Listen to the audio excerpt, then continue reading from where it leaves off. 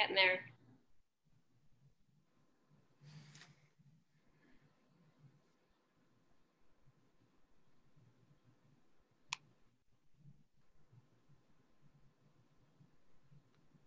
Works out pretty well. See it? Are we on? Yeah, but imagine nobody. Just kidding. It's not going to happen. What's the matter? No, it's just nobody's on yet, but it's not 6 yet. So just keep in mind we have all these people that registered. So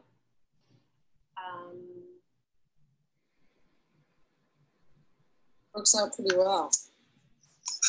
See it? Are we on? Yep. Yeah, but imagine nobody. I know, that's what I just said. What's the matter? We're live. No, just nobody's on yet, but it's not 6 yet. So just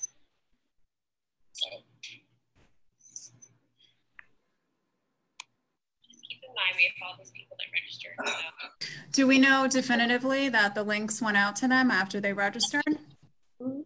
Yeah. Okay. Yes, Nina's mom got it, right, Nina? yeah. Uh-huh. Okay. And you linked to our Facebook profile, right, Sally? No, just nobody's on yet, but it's not 6 yet. So.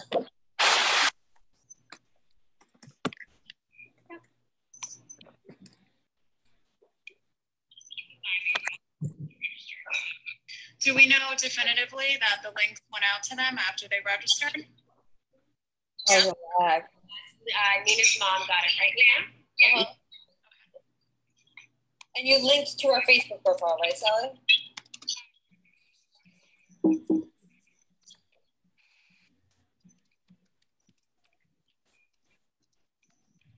Oh, somebody asked if we speak Spanish. I wish. After they registered?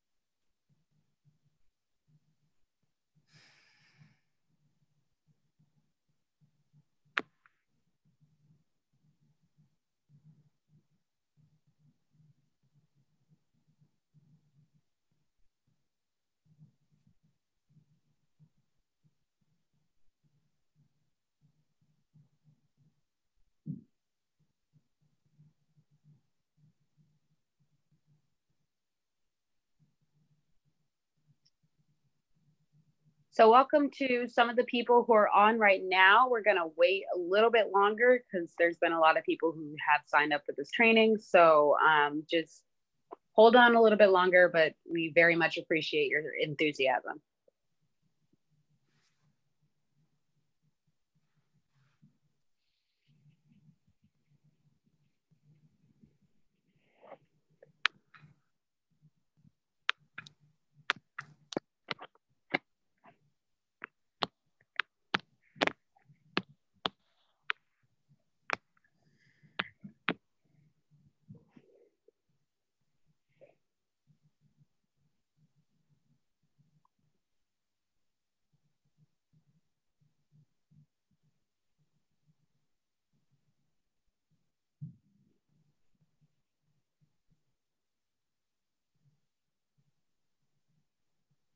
So for everybody who's logged on right now, you know, yeah, I just want to say, unfortunately, this presentation is only in English. You know, I would love to have somebody to interpret in Spanish, but unfortunately, this is what we have right now.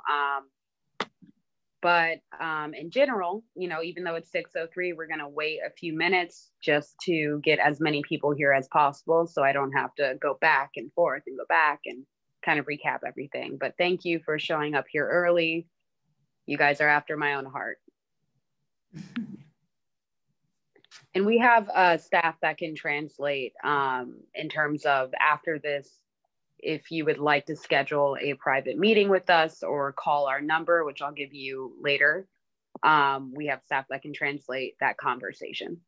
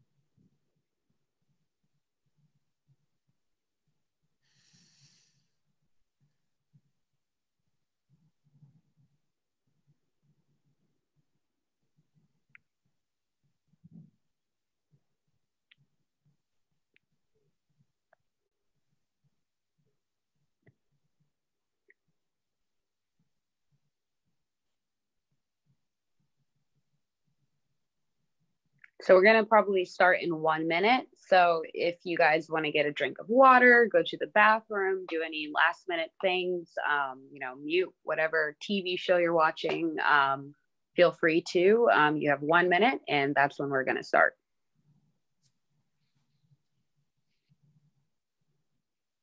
Okay, so it is 6:05. So we're going to start our presentation right now. I just want to say welcome, everybody.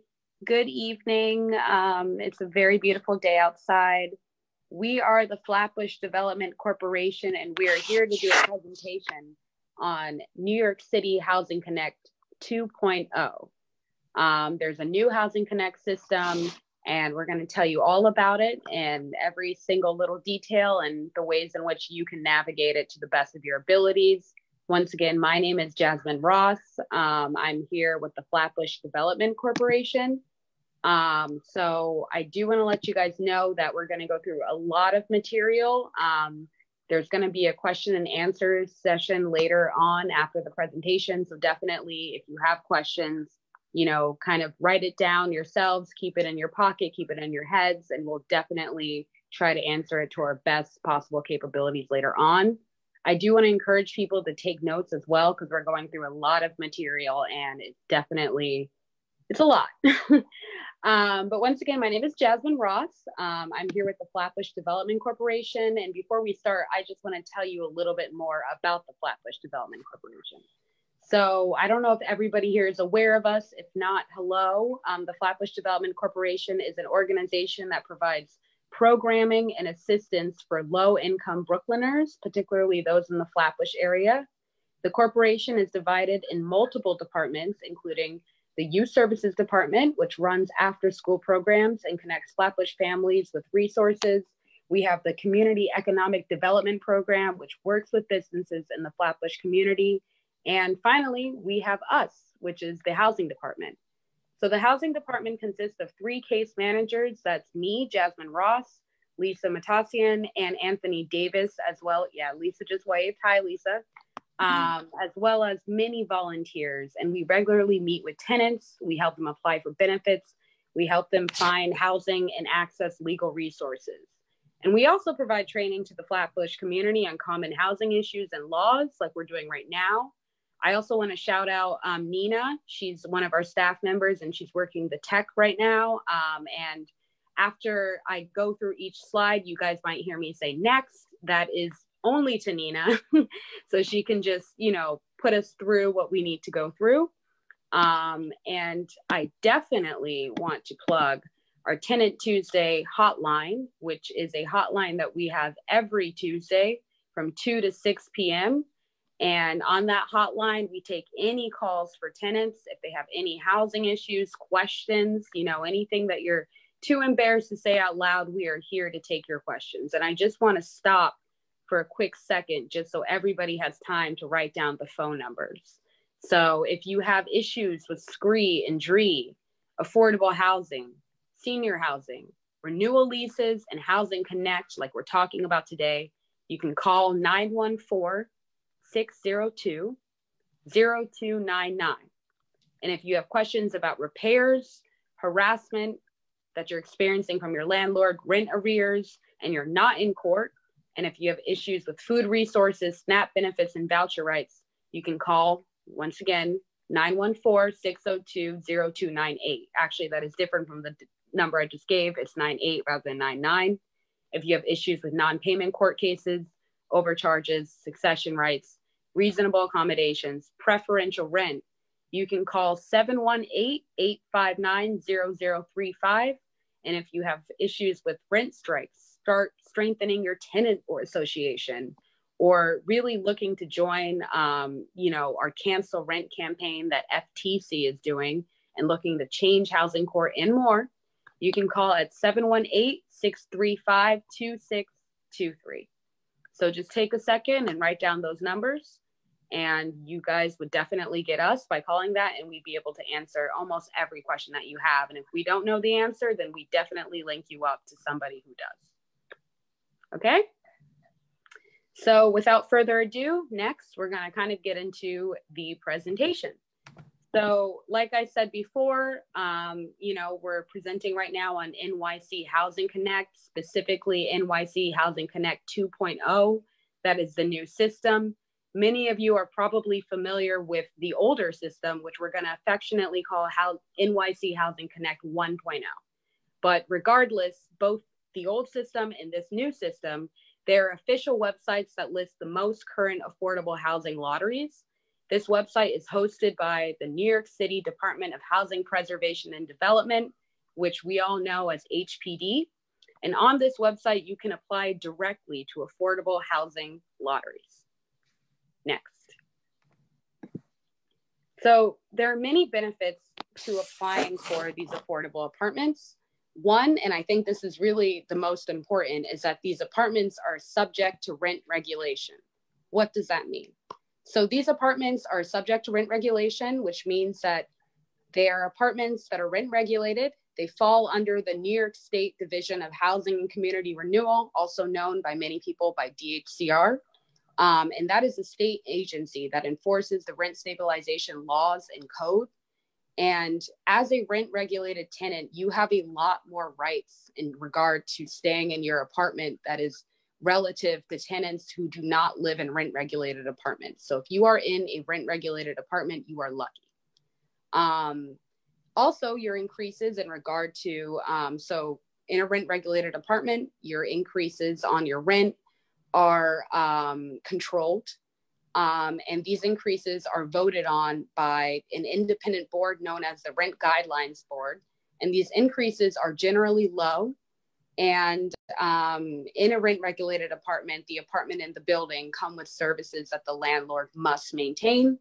And if you believe that you are in a rent regulated apartment, if you don't know if you're in a rent regulated apartment, you should definitely have a housing professional, otherwise known as Flatbush Development Corporation, to review your lease and to look at, the specific housing regulations that you are entitled to, so that we can determine whether or not you are being served in the way that you need to be served.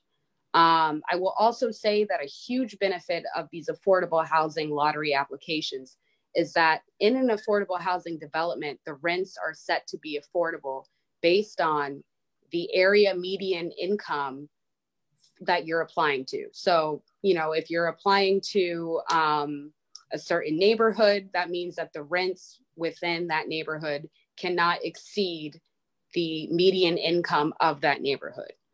I also want to, shout out about the fact that a huge benefit about applying for these affordable housing lotteries is that it's great for people who have vouchers. So people who have rent vouchers or rent subsidies, city FETs, it could be VASH, it could be Section 8.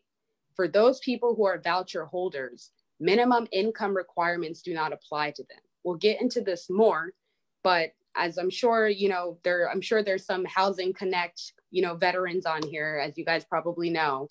The affordable housing development that you apply to is, they have a maximum and minimum threshold in regard to the amount of money that an applicant can make per year to be eligible for these apartments. If you have a voucher, those minimum income requirements do not apply. However, I definitely want to say that your own income, independent from the subsidy, cannot exceed the maximum income of the affordable housing development you are applying for, and that the vouchers have to be able to pay the advertised rent. And we'll get into that more, but if you're receiving a rent subsidy, that is not included in your income when you are applying for these affordable housing developments. And one last thing that I think is great, or before we get to that, I do want to also say there are no broker's fees or application fees for these affordable housing apartments, which is another, just great benefit of really, applying to these places. And I'll also say, which I think is really important, in these affordable housing developments, there are a percentage of units that are set aside for applicants with visual, mobility, hearing impairments, and these units come equipped with accommodations. So it's very, very good for anybody who has these impairments or disabilities. Next. So like I said before, there is a Housing Connect 1.0, that's what we're calling it, that exists right now. And there's going to be a new system for Housing Connect, which we're going to call Housing Connect 2.0. And that is going to be effective as of July 1st, 2020. So in 6 days, that is when this new system that we're going to be focusing on is going to be in effect. We're going to mention Housing Connect 1.0 because you obviously need to compare to where you've been in order to really make sense of where you are now. But this presentation is really, really going to focus on Housing Connect 2.0. This new system that we're calling Housing Connect 2.0 is going to post lotteries and begin accepting applications on July 1st and onwards. If you have an account on the old system, Housing Connect 1.0, your data will not transfer to this new system. So you have to set up an account on this new system. And fortunately, throughout this presentation, we walk you through on how they do exactly that. The old system, Housing Connect 1.0, will continue to post lotteries until June 30th, 2020. So you can see lotteries keep on coming until June 30th, 2020. But the lotteries posted on the old system will not be posted on the new system. And it's important to know that the old system and new system, despite the new system being effective July 1st, they're going to exist simultaneously throughout the summer. But for now, until July 1st, but also throughout the summer, since both systems are going to simultaneously exist, if you have any questions about Housing Connect 1.0, also Housing Connect 2.0, but actually Housing Connect 1.0, if you have any questions about how to use that old system, contact us by email and we'd love to talk to you. So without further ado, I'm going to kick this to Lisa, one of my case manager, or she works with me as a case manager at the Flatbush Development Corporation, and I will see you guys later in the presentation. Thank you. Thank you, Jasmine. So as Jasmine mentions, my name is Lisa Matosian. I'm a housing specialist with Flatbush Development Corporation. And so we're going to talk today about the new system. And so this slide that we're looking at now is really going to be the first page that you're going to see. And as you can see, you can access the original system, but then you can also access the new system. I'm sorry, excuse me. And you can actually access the new system now by clicking sign up and create an account. So even though the lotteries are going to be posted effective July 1st on the new website, you can still sign up for the website right now. And so this is the screen that you would see. So you can access the old system and also the new system. Okay, so we're going to talk today about some of the features that are really exciting about the new system 2.0. So the new system has the ability to apply for re-rentals and resales. And that's really big because the old system, you couldn't apply for re-rentals and resales. That was separate from the old Housing Connect system. So what is a re-rental? What is a resale? So a re-rental is like a one-off vacancy that may come up in a lottery building that went through the lottery many years ago. So the buildings already went through the lotteries, they already filled the vacancies. And so now they have these one-off rentals that come up as people unfortunately pass away or they vacate the apartment. And so these are going to be available on the new Housing Connect system. Resales actually has to do with affordable home ownership. And so that's really exciting to see on the new website, because the old website really didn't have affordable home ownership. So now you will have the ability to apply for both re-rentals and resales, which is really exciting. The second thing is that marketing agent will see your financial / demographic information in real time, and you can upload documents. This is incredibly important because on the old system, when you used to apply for a lottery, the marketing agent would get a snapshot of your situation at the time that you're applying. And so if your information subsequently changed after that, the marketing agent wouldn't be able to see it. They would just get a snapshot of your application and time. This new system is different. The marketing agent is going to be able to see the most current information. And this is very helpful because it's going to probably result in a lot less inaccurate denials, right? So one example of that is, let's say that you applied for you know, a lottery and you didn't have a rent voucher and you went ahead and you applied, right? After you applied, you became eligible for a rent voucher. The marketing agent under the old system wouldn't know that you had a rent voucher, and that could generate a denial stating that you don't meet the minimum income requirements, right? But as we know, voucher holders do not have to meet the minimum income requirements. So this is something that this feature is really going to improve. And so that's very exciting. Another thing is that you're going to be provided with suggested lotteries that fit your household size and income. You can still apply to any and all lotteries, but the system is going to try to match you with lotteries that they think fit your household and your income size. There are some additional questions about reasonable accommodations, which we will get into. And then there's also going to be a mobile app. So there was never a mobile app before. This is very exciting. You'll be able to apply right on your phone. You can upload documents. And you're also going to have the ability to filter by borough, neighborhood, and rent amount. So you can pick, you know, any borough that you want. You can select the neighborhood, the rent amount you're looking for. So there are a lot of features in this new system that give you the ability to filter according to your preferences, which is exciting. Okay, so this is what the system looks like. This is the home page of the new NYC Housing Connect 2.0. The first step is to click register, which is in the upper right-hand corner next to the green arrow. So we're going to click that.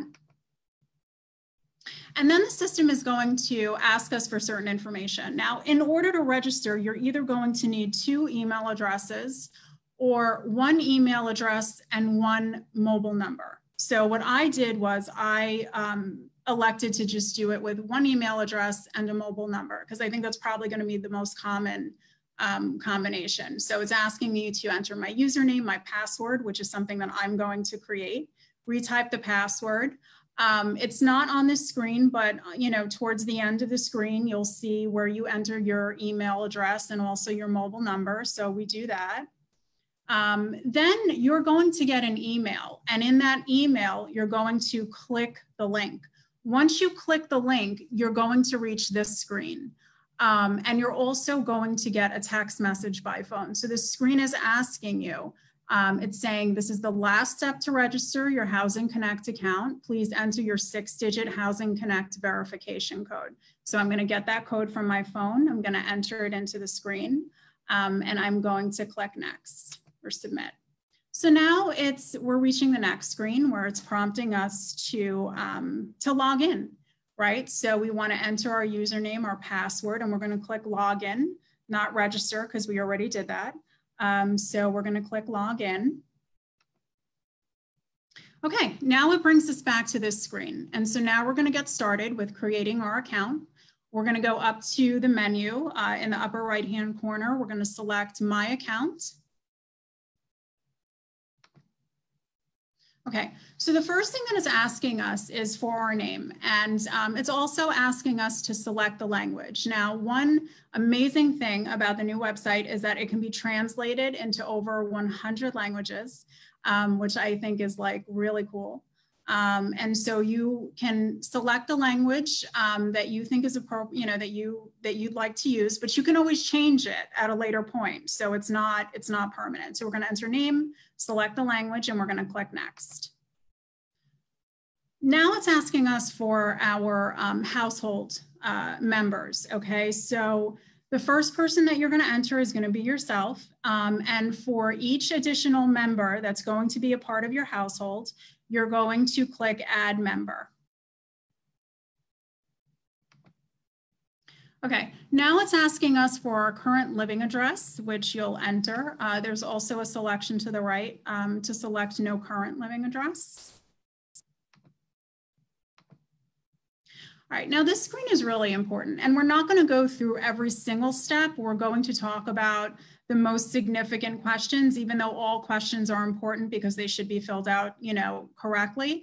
So this question is asking us, does anyone in your household receive rental assistance that will move with them to a new apartment?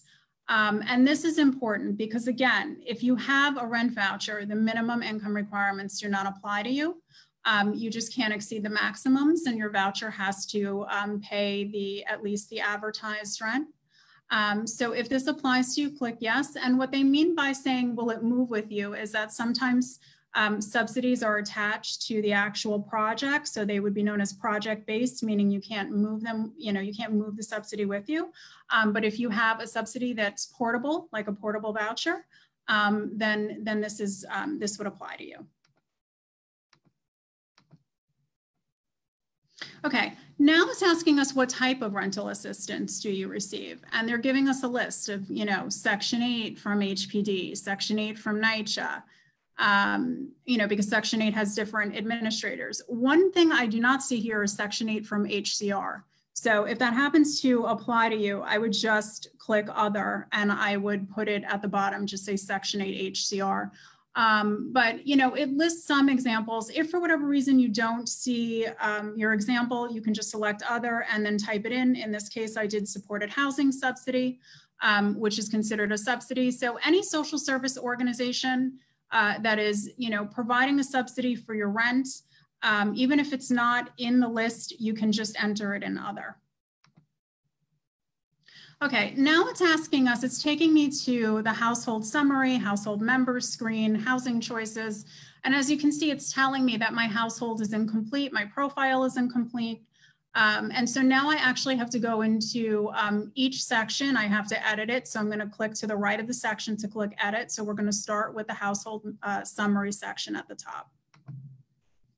Okay, so we talked a little bit about re-rentals and resales. And so this is where you would select whether or not you want to be notified about re-rentals and resales. And so I am going to read what it says on the page. It says, when an existing affordable apartment becomes available, a small number of interested and qualified Housing Connect users are picked at random for the opportunity to apply for that unit. You only have the chance to be randomly selected for re-rentals/resales if you indicate here that you are interested. Also, you will only have the chance to be selected if your household size and income match the unit requirements.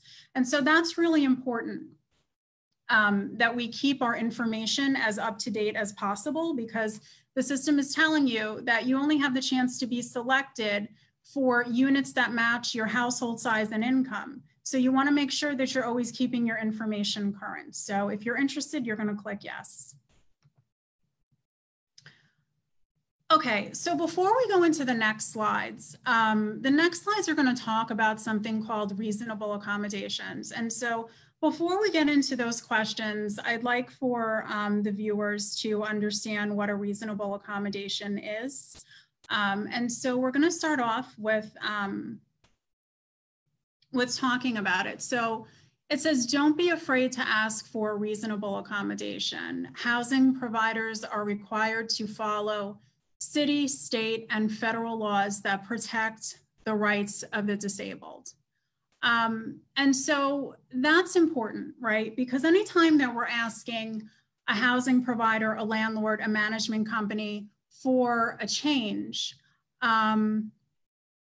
it can be very scary, you know, especially if you're dealing with a very large landlord, you know, and maybe you don't want to make any waves, or maybe you don't, you know, you're too afraid to ask. And so I think that's really the first step, you know, really having the courage to ask for something that you need. And, you know, I think it's very important. And so, all right. Now, the slide also talks about if you need a reasonable accommodation, which could be a policy change or a structure change to the apartment or in the common areas of the building because of an impairment or disability. You may indicate this in your answer under the household member section, which we're going to get into. So again, it could be a policy change. You know, for example, if the building has, and we'll get into this, if it has a no pet policy and you need a service animal or an emotional support animal to stay with you in the apartment to fully use and enjoy the apartment as an accommodation for your impairment or disability, that would be an example of a policy change. A change in structure could be, let's say you have a hearing sensitivity and you are hypersensitive to sound, and you know, ordinary sound that bothers other people, that doesn't bother other people, happens to bother you because of your medical condition. Maybe you want to ask the landlord as a reasonable accommodation to install more soundproofing in the unit. That would be an example of a physical change. Okay, so it goes on to say, under the New York City human rights law, the landlord must provide an accommodation for people with disabilities, and in some cases for people with impairments. Now that's very important because you don't necessarily need to rise to the level of having a disability in order to ask for reasonable accommodation under the city law, and there is also a state law. So you could have a chronic medical condition or just an impairment, or even maybe a temporary impairment. So it says the accommodation cannot be an undue hardship or architecturally infeasible. The landlord is responsible for paying for accommodations in the apartment and in the common areas. The landlord may offer you an alternate accommodation if it meets your medical needs. So what does that mean, that the accommodation cannot be an undue hardship or architecturally infeasible? When we're talking about a hardship on the landlord, we're talking about a financial hardship or an administrative hardship. So an example of financial hardship would be, let's say you ask the landlord to make a physical change to the unit that's going to cost $150,000. That would be a hardship, right? But let's say that the accommodation that you need is only $1,000 and it's a major landlord and they have ample resources. Well, then it doesn't sound like it's going to be a hardship for the landlord. Applicants who have indicated, and one other thing I want to cover. So when you're asking for a reasonable accommodation, the landlord doesn't necessarily need to give you the accommodation that you're asking for. They can give you an alternate as long as it meets your medical needs. Now it says here, applicants who have indicated they have mobility, vision, or hearing disabilities and need a set-aside unit that is already equipped with accommodations must have the certification of eligibility for disability set-aside unit form completed by a medical professional. And we're going to see later on where we can locate the form. I'm very pleased to see that this form is now accessible on the website. This is new. The form was not posted on the old website. And lastly, if you have any difficulty in getting an accommodation from the marketing agent, you should immediately contact the HPD Lottery Helpline. I posted their number here. It's 212-863-7990. FDC, Flatbush Development Corporation, also does disability advocacy. You can always call us if you're trying to get a reasonable accommodation, and we would really be happy to help you. But just keep in mind, you know, sometimes, you know, denials are not intentional. There's a lot of confusion around reasonable accommodations. There are a lot of different laws, federal, city, state laws that apply. And, you know, so, you know, sometimes, you know, people are not really aware of what their obligations are. So, okay. Okay, so now it's asking us, are you only interested in units that are located in an elevator building and or located on the first floor? So if this is something that you like, you can select yes. Now it's asking us, are you only interested in units in buildings where there is a flat entrance and or accessible ramp? Now, you can select, yes, only buildings with a flat entrance or ramp, but something that I want to point out is that even if a building doesn't have a ramp, that doesn't necessarily mean that the landlord will not have to install a ramp as a reasonable accommodation for your impairment or disability. That would really depend on whether it was architecturally feasible and whether it's a hardship. So even if a building doesn't have a ramp, that doesn't necessarily mean that the landlord wouldn't have to install one if you ask for a reasonable accommodation.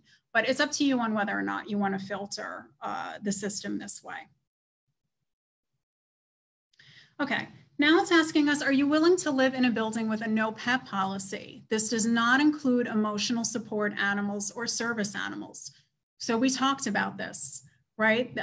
You know, if you want to live in a building that has a no pet policy and you have a service animal or an emotional support animal, the landlord may have to, you know, make an accommodation to their policy and allow you to keep the animal with you in your apartment. The only thing is that the animal can't be dangerous or pose a nuisance to other tenants.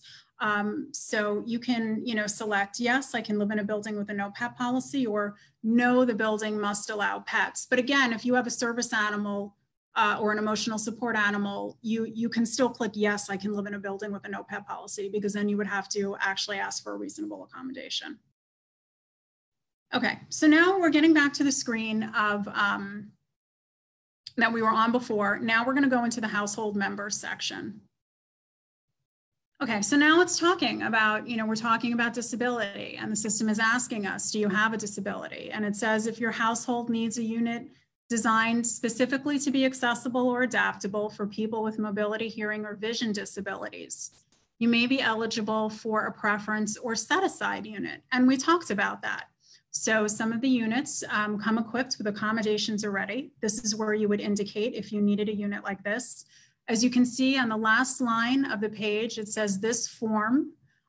You would click on form, and then the actual form, medical form, would generate, and you would take that to a medical professional to have it filled out if you got selected for a lottery, and you would provide it to the marketing agents. Now the system is trying to understand what type of disability you have, because I chose yes. I selected yes, I do need a set-aside unit. Now it's asking me, do I have a mobility disability? And so if that applied, you would select yes. After the slide, which I'm not going to go into, the next slide would be, do you have a hearing or I believe a hearing or vision, visual disability? Okay, now the system is asking us, do you need a reasonable accommodation? And I'm going to read what the slide says, because it says federal law prohibits discrimination against people with disabilities in housing. A reasonable accommodation is a change, adaptation, or modification to a policy, program, service, or workplace which will allow a qualified person with a disability to participate fully in a program. Examples of reasonable accommodations include the addition of a ramp, which we talked about, to allow a wheelchair user to enter the building, or allow a service animal in a building that has a no pet policy. So we talked about both situations, right? One is a policy change, one is a structure change. Something that I do want to mention about this slide is that it explains what federal law prohibits, but because this housing is in New York City, and also in New York State. New York City and New York State have their own human rights laws. And within those laws, there is a protected class known as disability, meaning that housing providers cannot discriminate against you based on your disability, and they are obligated to provide reasonable accommodations to policies and also to the structure, you know, under certain circumstances. So, and this is really important to know, because federal law has a much more restrictive definition of disability, whereas city law and state law have a much more expansive definition of disability. You may not need to rise to the level of having a disability. You could have, as we mentioned before, you know, a chronic medical condition. So a lot more people are going to fall under the city law and the state law. And another important thing is that city law says that the landlord pays for accommodations in the apartment. And this is incredibly important because a lot of tenants don't have money to pay for their own accommodations, right? So it's just kind of, I just want to put that out there just because, you know, the screen talks about federal law. So if you need a reasonable accommodation, you're going to click yes. Okay, now it's asking us, do you need an extra bedroom? And it says here, an extra bedroom is a reasonable accommodation for people with a live-in aid or certain medical equipment. You will need to provide proof of this need. Okay, so, you know, usually only a certain household size will qualify for a unit size. So for example, to live in a 2-bedroom apartment, you need to have a minimum of 2 people. What this is saying is that you would be able to get, you know, an exception to that policy as a reasonable accommodation if you have a live-in aid or you have certain medical equipment and you need an extra bedroom. So this is one example of why you would need an extra bedroom as a reasonable accommodation. It is not an exhaustive list of why you could potentially need an extra bedroom as a reasonable accommodation. And I do want to point that out because the system, you know, I just want to point that out about this. So if this applies to you, you can click yes. Okay, so I selected no. I don't need an extra bedroom because I wanted to see if we would be allowed to enter the type of accommodation that we need, and you can do that. So as you can see in the box below, it says, please describe the accommodation you need. So we talked about, you know, these units that come equipped with accommodations for mobility, vision, hearing issues. There may be another type of accommodation that the system doesn't cover that you still need. And this would be where you would input it into the system. And I do want to mention that even though the marketing agent is able to see all of this information in real time, if you are selected for a lottery, I would not just rely on having the information in the system. It is possible that the managing agent could miss it unintentionally. And so what I would suggest is if you're ever in a position where you get selected for the lottery and you need this accommodation, I would put the request in writing and send it to the marketing agents just as an extra step. And that is something that we would be able to help you with. Okay, so now we're going to talk about income. And so one of the cool things about the new website is that you can actually take your information from your W-2 form and you can input it into the system. The way that's shown on the screen is according to pay stubs. So you would enter the gross amount, which is the amount before taxes. We will go later on into the presentation about you know, how to calculate income, but I just want to show you that this is the screen where you would enter the income. And you can also have the system calculate the income for you, but once it's calculated, you would then have to actually enter it onto the screen. You would manually have to enter the number onto the screen. And this option allows you to either select, you know, your pay frequency, annual, semi-monthly, bi-weekly, weekly, etc. Okay, also with the system, you know, the system breaks down income according to type. So we have employment income, self-employment income, government benefits, retirement or disability income, and income from other sources. We will get into income later on in the presentation. Okay, so now it takes me back to the screen, right? And now we can see that those pink, you know, the pink areas now turn green, and now they're telling me that it's complete. Right? So that's how I know that I've completed it.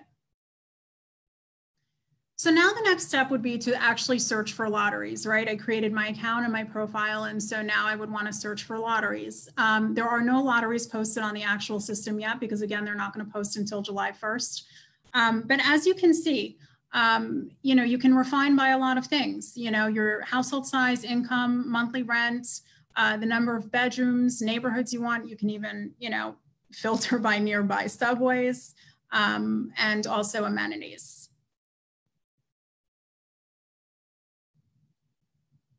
Okay, and this is another feature, a new feature of the system. So this is going to be your dashboard.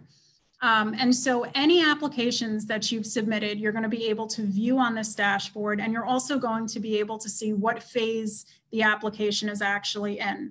So for example, if the marketing agent wants you to, let's say, submit documents, you will get a notification on my dashboard. It's going to read as a necessary action step.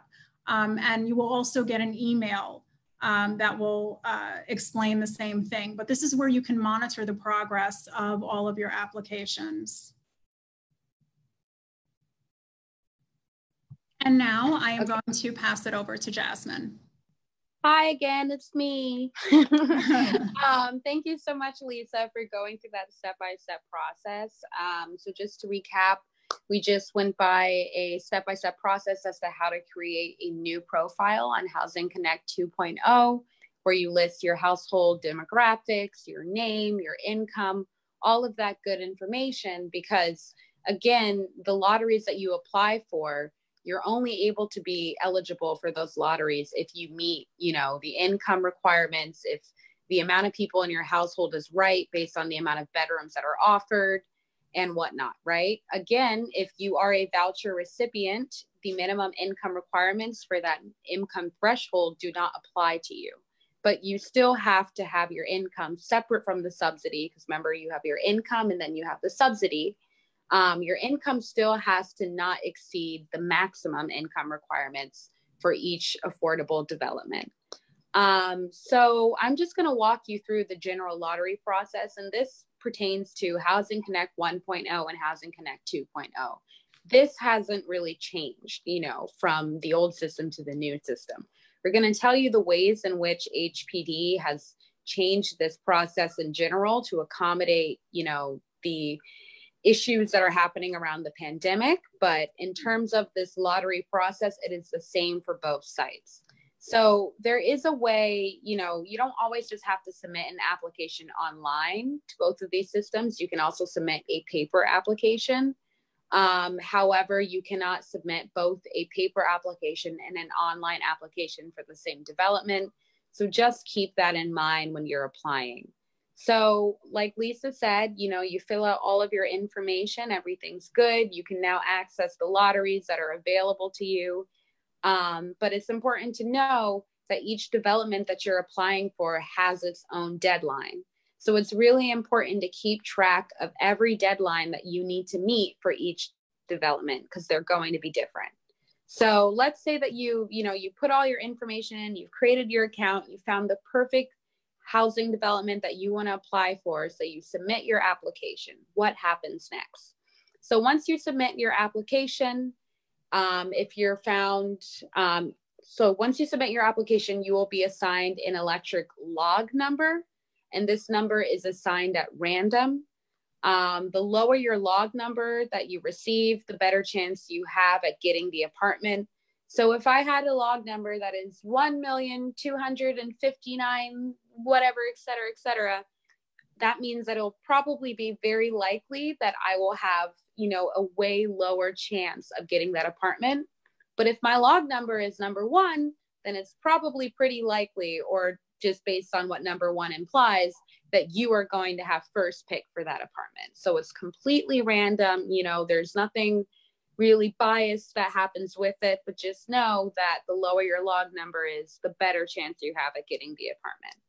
So if you are selected for an apartment in terms of you were found eligible, you get or not eligible, your application was submitted, you have been selected for the apartment, or not for the apartment, your application has been selected for review, and you receive a log number pertaining to that application. So once you get that log number, you're going to get contacted from the managing agent about the status of your application in the following months, from 2 to 10 months after you submit that application. So you submit the application, 2 to 10 months after submission, you're going to get a contact by the managing agent in regard to the status of your application. And the log number, that is what makes it more likely that you're going to be selected, or less likely. And that's completely random. So once you, in those 2 to 10 months after you've submitted the application and you have your log number, you're either going to receive 1, a notice asking you to come in for an interview and to bring in specific documents to support your application, or 2, a rejection letter telling you from the outfront that you are not, eligible for the apartment. So when you get that notice asking you to come in with an interview, or when you get, after you submit an application, when you get a notice from HPD saying, are you still interested in your apartment? You have 5 business days to answer that notice to affirm your interest in the development. So, I put in my demographic information.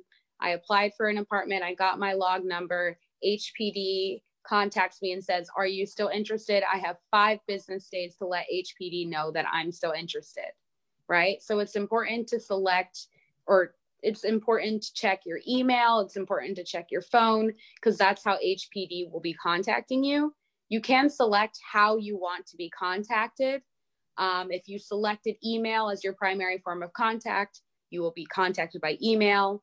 And if you selected mail as your primary form of contact, snail mail specifically, you're going to be contacted by phone. And this is a new measure that HPD is doing to respond to the coronavirus crisis, just to make sure that processing these applications is going as quickly as possible. So once again, if you select email, you're going to get an email. If you say you want to be contacted by these managing agents by mail, then you're going to be contacted by phone. And you have 5 business days from this initial contact to reiterate your interest in the apartment. And I did misspeak. I said that HPD will be contacting you. It's the managing agent actually who will be contacting you when you submit the application for the specific development. So before I talked about what happens, you get a notice asking for an interview. It is possible that you're going to get that rejection letter, and we're going to talk about that later. But regardless, whether you receive a rejection letter or a notice asking you for an interview, you have 5 business days to respond. And that is a new measure that HPD is doing to respond to the coronavirus crisis. Next. So we're going to talk about what happens if, you submitted your application, you're found eligible, the managing agent contacts you and says they want to interview you and ask for specific documents, right? So let's say everything's good. You're a very lucky person. You've gotten contacted back within 5 business days. You've reiterated your interest in the apartment. Remember that number 5. So now you're at, or not, you're not at, but now you have the opportunity to have a housing interview to reiterate your interest in the apartment. So during the housing interview, you may be asked to provide the following. 1 is a picture identification. 2 is a birth certificate. Number 3 is you might be asked to bring 3 consecutive recent pay stubs. So, if you're asked to bring pay stubs and you're applying in 2020, obviously don't bring pay stubs from 2013. You have to show recent current pay stubs that are consecutive. Similarly, you might be asked to bring 6 months of bank statements that should be recent and consecutive. You might also be asked to bring tax returns that should also be recent. And finally, you might be asked to bring rent receipts to show proof that you have the ability to pay rent in full and consecutively.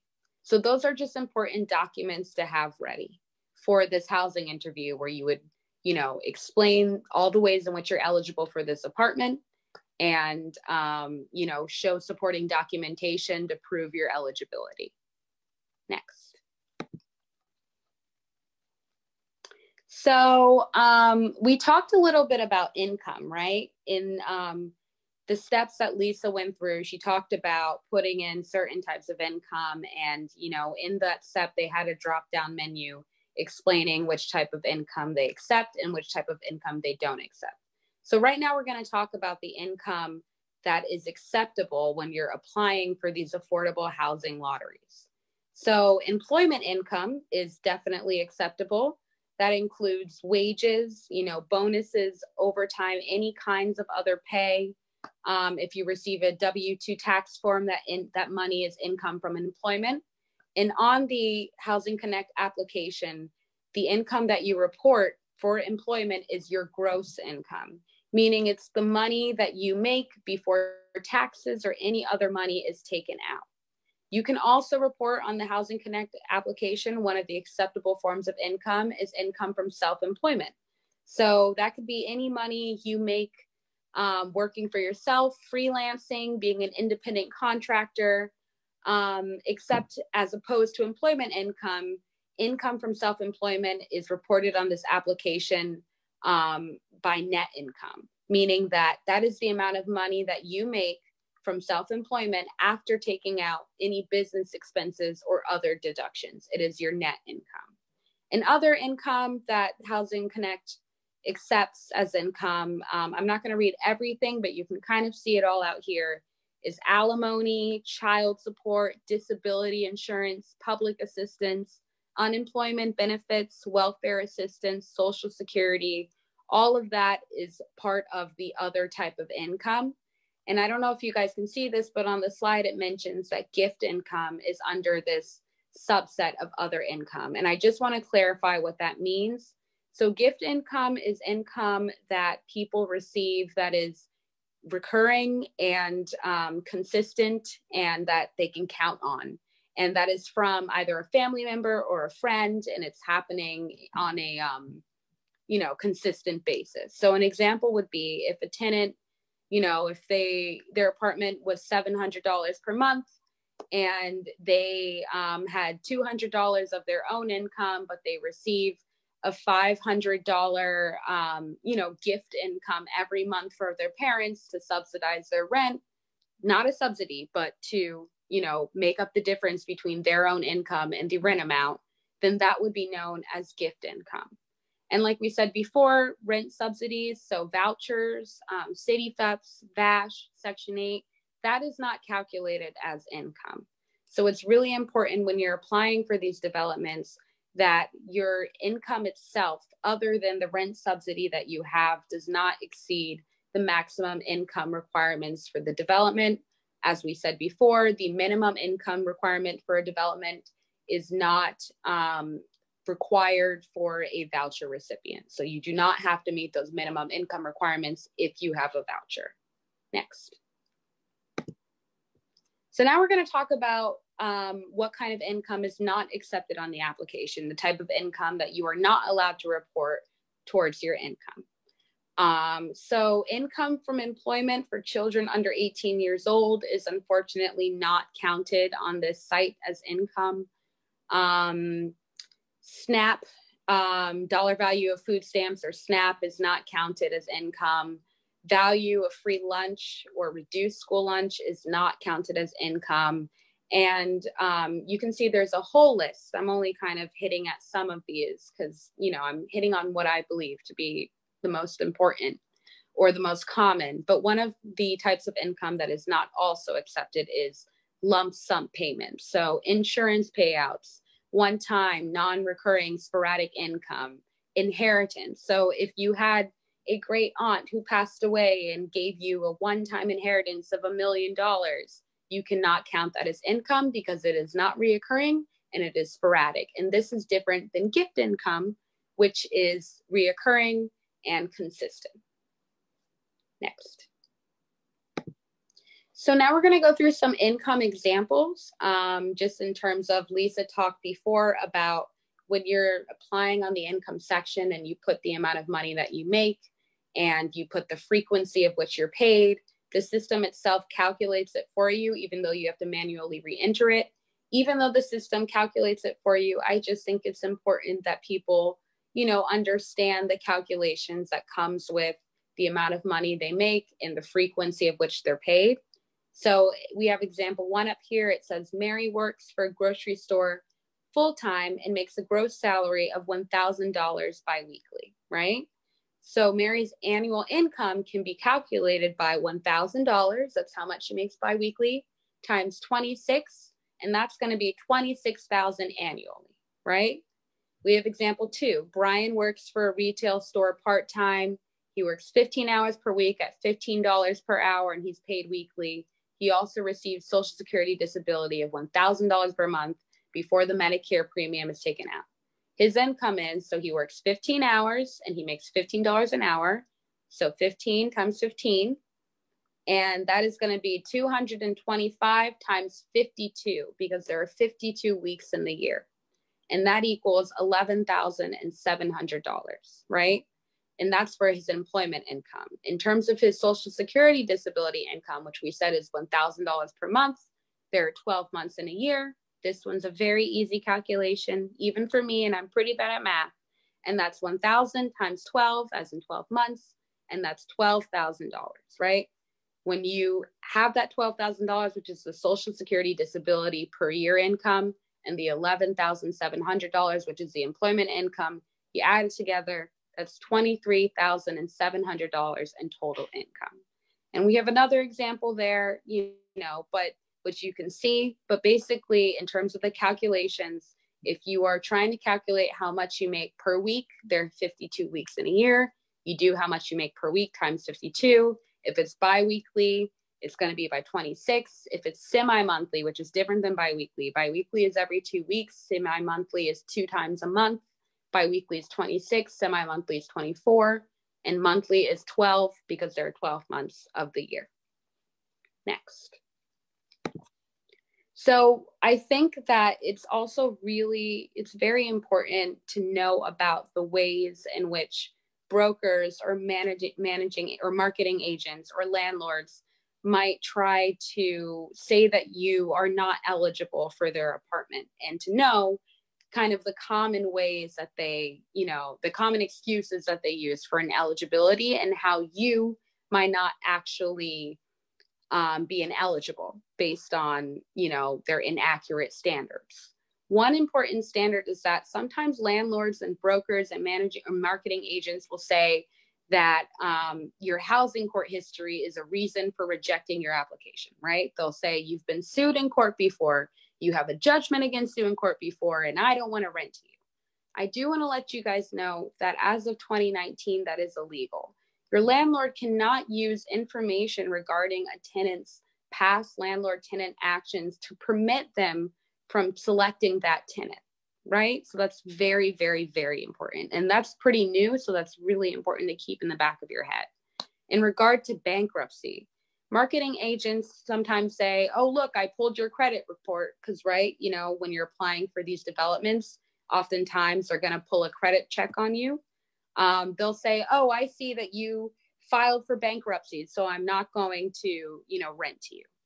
So marketing agents may only use past bankruptcy as grounds for rejection if the bankruptcy was filed or executed upon 12 months prior to the date of that credit report that they have. So if it's 13 months prior, they cannot use that as an excuse to not have you rent the apartment.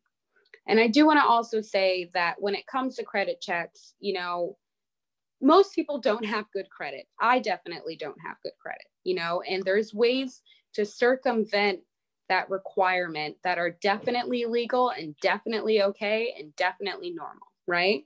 So instead of a credit check, applicants can choose to provide evidence of complete monthly rent payments for a preceding 12-month period instead of a credit check, right? And that's great. And if an applicant, let's say that an applicant is coming from a city homeless shelter, right? So they don't have that, 12 preceding months of rent history, right? So what they can do is they can provide evidence of rent payments made for a 12-month period before they entered the shelter. And this can be used as evidence of being able to make, complete and consistent rent payments. And in terms of what you can use for evidence, it's not just, like the formal rent receipt, right? You can also use evidence of monthly withdrawals, payments or transfers, bank statements, money order receipts, canceled checks, a landlord's written record of rent payment, a rent ledger, or any other evidence that shows in full the consistent 12-month period of rent payments made. And I will also say that tenants can, if you know that you don't have the best credit, I will say there are other very free credit agencies of which you can pull your credit on that are going to be, for some reason, more favorable to you than another agency, right? So an applicant themselves, a tenant can provide their own copy of their own credit check that they conducted within the past 30 days. So I think it's best for everyone, if they're worried about whether or not their credit is good or not, try to go through those free credit agencies, see which type of credit report makes you look the most favorable. And you can provide that to the marketing agent.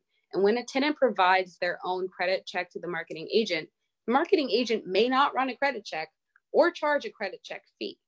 And if a marketing agent actually ends up running a credit check on a tenant, if a tenant doesn't have their own credit check or something like that, in which case it's okay for the marketing agent to run that credit check, the marketing agent can charge the actual fee for background checks and credit checks up to and only to $20 per application or whatever is less. So if they run a credit check and it ends up being $13, then they can only charge $13 as opposed to the $20 maximum. Next. So I do also want to say that in terms of, navigating, is my credit good? Is my credit bad? How do I best advocate for myself in terms of the credit? That the city has financial empowerment programs throughout, all over New York City. And these programs, they provide free services of which they can help check your credit. They can help prepare your finances for the affordable housing lottery. Aside from that, they also do financial management, just talking with you honestly about your finances and whatnot.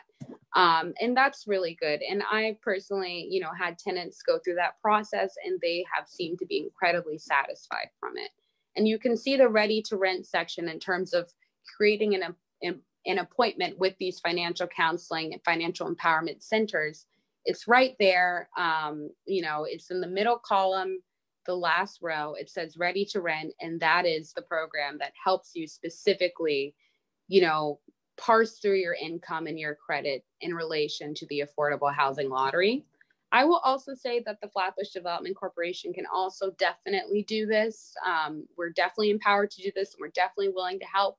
But this is just a great program that the city has that is free. We are also free, but it's just another resource for everybody.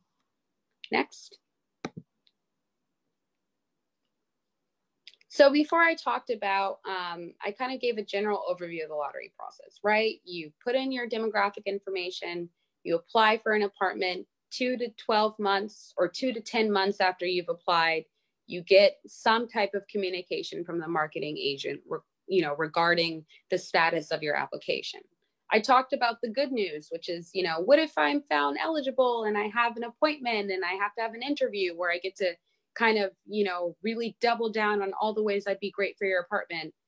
That's great news. We talked about that scenario. But what happens if you get a rejection letter, which is a very real scenario that we want to prepare you for?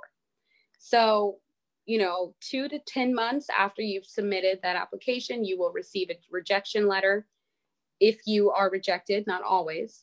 But on this rejection letter, it's really important to know that you should read the letter when you get it. And on this rejection letter, there should be a reason for why you have been denied, as well as information for how to appeal the decision. And that is really paramount. Reason for why you're denied and information on how to appeal. I will say that rejections are hard, they hurt, but it is important to assume that the rejection isn't always correct. Review the information carefully, see why they're rejecting you. If you think a mistake was made, you can absolutely appeal the decision with evidence. So applicants have 5 business days from the sent date or postmark of the rejection letter to appeal that rejection in writing to the marketing agent. And while you're appealing this rejection to the marketing agent, your place on the log, so the log number that you receive, is maintained while the appeal is under review. So that's great. You don't have to worry about losing your spot if you are found to be rejected and you wanted to appeal. So the appeal rejection notice will also contain information for the applicant on how to contact the appropriate agency of which the affordable housing development is under if the applicant has a complaint. And if you have a complaint in terms of, I believe I was discriminated against, I believe I wasn't given my fair due, you have to submit that complaint to the proper agency within 5 business days of the appeals rejection notice, right? And so with this complaint, it should be written. It should explain why you believe the appeal was rejected in error. And so just to backtrack, this is after you've gotten rejected, you submit your appeal, the appeal is still, they uphold the initial rejection. So you have to explain why the appeal was rejected in error and document support of the explanation, right? And the agency, they may require that the marketing agent hold a unit depending on the circumstances of the case and if units are available. So this can be really helpful in terms of you just asserting, hey, I think this is wrong. And this can actually have really great, not not consequences, but really great outcomes when advocating for yourself in this way. Next. So in terms of, we're talking about complaints. I believe I was discriminated against, right? Let's talk a little bit about what is protected and the rights that tenants have when applying for the affordable housing lottery. I want to talk about immigration status. So immigration status is not a condition of eligibility for any city assistant project. Your immigration status may not be questioned in any manner in the application, during the eligibility appointment, or at any time during the applicant review process. And this is incredibly important. And if you are questioned about your immigration status, you should immediately call the HPD Lottery Helpline. That's 212-863-7990. Or you could call us and we can definitely help you with advocating for yourself in this situation. And I do also want to say that you do not need a social security number to apply for affordable housing. So immigration status cannot be questioned at any manner in this process, and you do not need a social security number to apply. Next. Similarly, I want to say that there are protections for victims of domestic violence, dating violence, sexual assault, or stalking.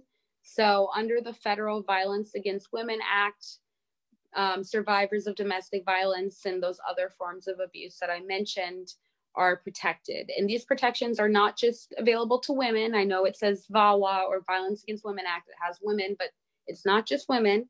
They're available to all individuals regardless of sex, gender identity, or sexual orientation. And if you otherwise qualify for admission to this affordable housing lottery unit, and if you otherwise qualify for admission, you cannot be denied by HPD on the basis that you have been a victim of domestic violence, dating violence, sexual assault, or stalking, or for adverse factors that are a direct result of being a victim of domestic violence. So what does that mean?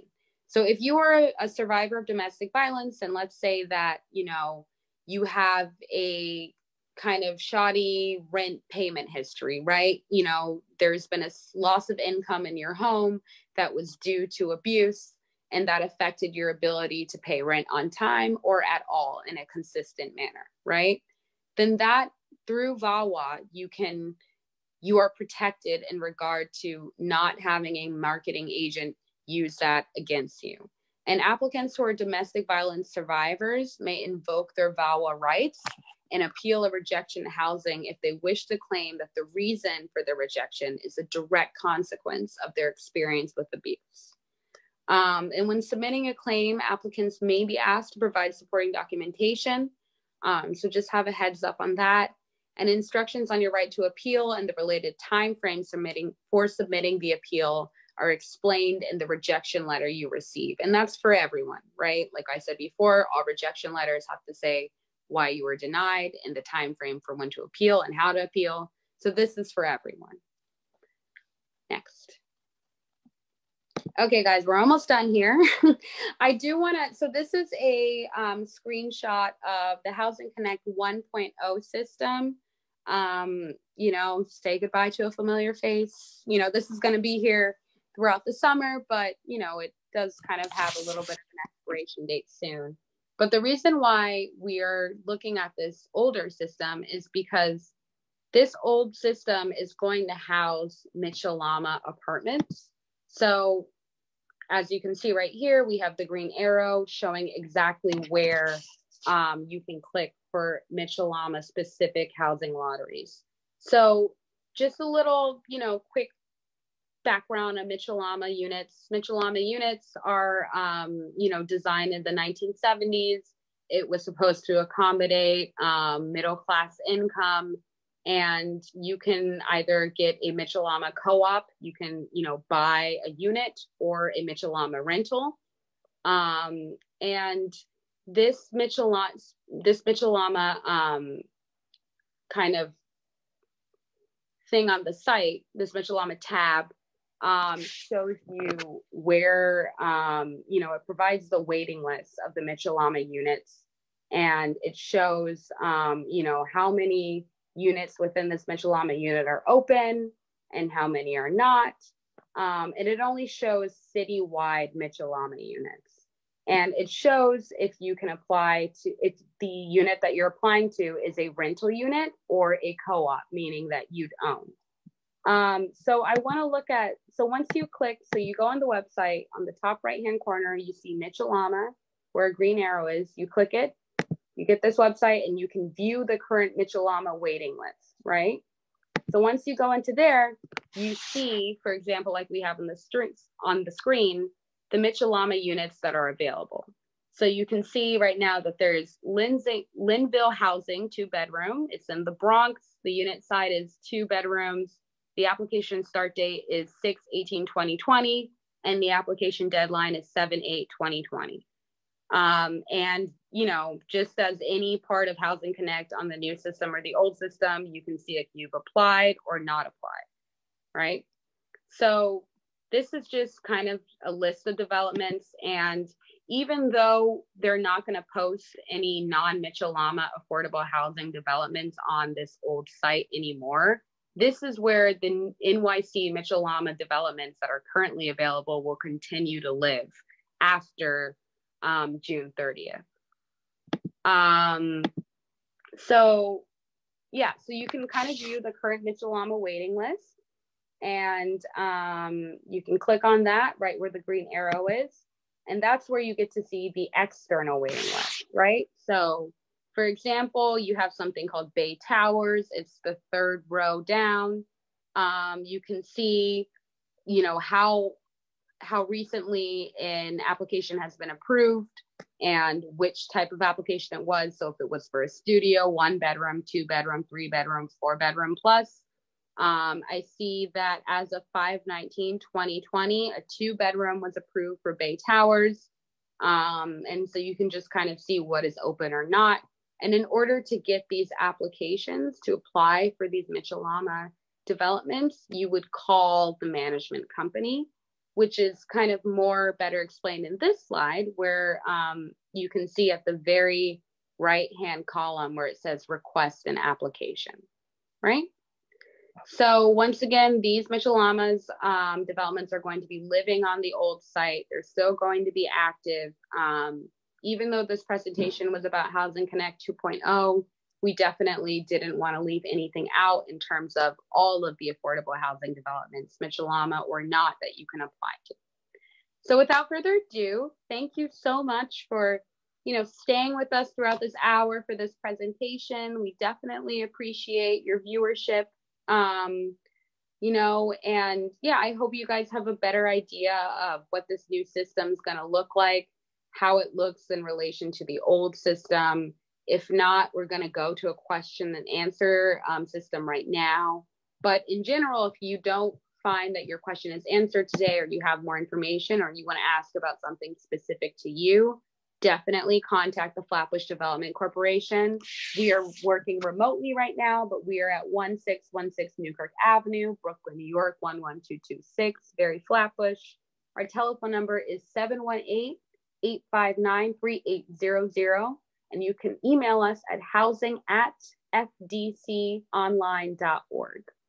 So thank you so much, everybody. And I think we're going to turn it to question and answer right now. Okay, thank you, Jasmine, for that wonderful presentation. So now we're going to move into the question and answer section. I will take the first question. Okay, so the first question asks, let me just make sure that this is the very first question. I'm sorry, just give me 1 minute to look at the chat.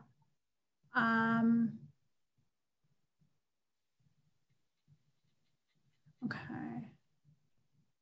All right, so I believe this is the first question. Okay, so 1 second. So the first question is, when will we know the winner of the lottery? Okay, thank you, Jasmine. When will we know the winner for the lottery? Okay, so there are going to be multiple winners right? So it's not just one winner. There are going to be multiple winners, right? So each development has a certain amount of apartments that are going to be available, right? The more apartments that are, the more affordable housing apartments that are available in the development, the more winners there are going to be, right? So for example, development may only have 70 apartments available. Another development may have 200 apartments available. But so it can take, you know, the lottery process can take a long time. So you can apply for a lottery and you may not, you know, it could take anywhere from, you know, a few months to upwards of 8, 9 months even to complete the process. You would be, so again, as Jasmine mentioned, the lower your log number is key. Okay, so as soon as you apply, your application is going to assign an electronic log number. It's a random log number that's assigned by the computer system. The lower your log number, the better chance you have of actually getting selected for the apartment. So if your log number is 500, you have a good chance of actually being contacted. If your log number is like 50,000, you're probably not going to be contacted. So, you know, if you, and again, if you meet the initial criteria, the marketing agent is going to contact you to affirm your interest. So you should always be checking either your emails. You should also be checking your phone just to make sure that you're not being contacted, because you only have 5 days to respond. If you don't respond, you're considered rejected. So there's not an exact time frame that I can give you. It's either a few months to 9 months, but just keeping current on your emails, phone. And also the system, keeping the system current is going to really help you stay on track. Thank you, Lisa. And for the next question, it's kind of long, so I'm gonna, if that's okay, I'm gonna kind of summarize it. But it's about somebody who currently lives in a lottery apartment for 1 bedroom, and they've been applying for a 2-bedroom for many years. They received notices that their log number was selected, but have never met the qualifications according to the developer. Their daughter is special needs with autism and requires her own space. And this person would like to know why they never qualify and what they can do to get a positive result. I mean, this is kind of hard to like just answer on the fly because I don't know everything about your situation. I would really suggest that you call our number 718-859-3800. I think in general, in preparation with your call for us, but also just trying to piece together what you can do, make sure you have those rejection notices that explain why you were denied and the ability to appeal. Make sure that since your daughter has, it seems as though she needs a reasonable accommodation that's going to require her to have her own space. Make sure that you have indicated that on the website. It seems as though Housing Connect 2.0 is going to make that even easier, along with any supporting medical documentation you need to show that your daughter needs this own space. We can also just talk to you in general about how to phrase your need for accommodations and how to kind of just really, make sure that you're advocating for yourself by getting kind of like a straight answer from these developers so that they don't blow you off. Those are what I can think in terms of receiving a positive call back. But I will also say that, issues of discrimination based on all kinds, I'm not going to throw that out the window. And that, anybody applying for these affordable housing developments should just keep in mind any type of we know what's happening, weird, funny feelings that you feel or weird phrases that people have said that would empower you to follow up on any type of, or to file a complaint or follow up on a complaint with HPD. Thank you, Jasmine. And, I also want to add to that and say that, again, we would want to do a case intake and fully evaluate your circumstances. But one thing that I do want to mention is that we talked a little bit about the New York City human rights law, right? If you make a request, if you write a reasonable accommodation request, it can even be oral, but I would recommend writing it to the marketing agent. The marketing agent then has a responsibility to engage in what's called the cooperative dialogue with you, meaning that they have to get into an exchange to better understand your needs. They also have to either, if they can't provide the accommodation, they have to explain why. If they can provide an alternate accommodation, it would be up to you to evaluate whether the alternate accommodation meets your medical needs. In addition to that, they would have to conclude the cooperative dialogue. So, you know, what I would say is this. I think in evaluating the request, the landlord would have to determine whether it's an undue hardship, either financially or administratively, right? And so when I'm looking at this request, in my opinion, I am not an attorney, but I have a lot of experience with advocating for people with disabilities. And I am absolutely going to say that the landlord, regardless of whether you meet the household size or not, would have to provide an extra bedroom to you as a reasonable accommodation.